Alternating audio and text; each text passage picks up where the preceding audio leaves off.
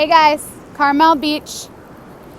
Amazing views while you're listening to me talk about interviewing property managers. Okay, so I think the question I get asked most often when I tell people that I live in California but invest in Texas, Tennessee, Illinois, and North Carolina is, how can you do it from a distance? And I have to tell them that it's all about the property manager, and it's all about getting the right team on the ground, which if you're working on rentals and you have a rental portfolio, your team largely revolves around that property manager. And your property manager has to be able to communicate with the other members of your team, and will hopefully be able to provide you with some good leads on team members too, and hopefully has some really great relationships with local vendors and different people that you might need. If you're investing in the Northeast, you're gonna need someone to plow your driveway in the winter. You're gonna need lawn care, you're gonna need pest control.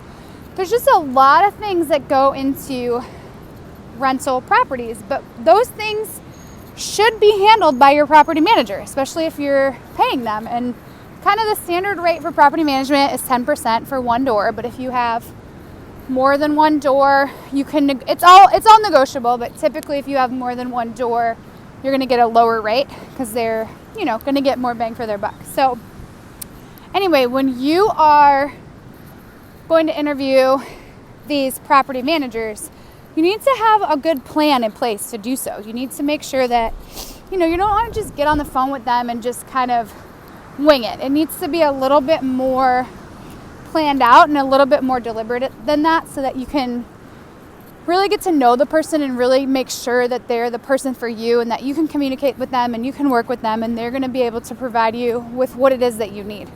So I wrote a blog post about it, and I'm going to put the link in the video notes here. So check out the post, check out the specific questions, and come up with a game plan before you get these guys on the phone. And do not hire the first person that you talk to. Okay, so look for recommendations. Don't be afraid to talk to them more than once. And if they're giving you a hard time and not answering your questions, then they're not the right person for you. You need to be able to communicate with them.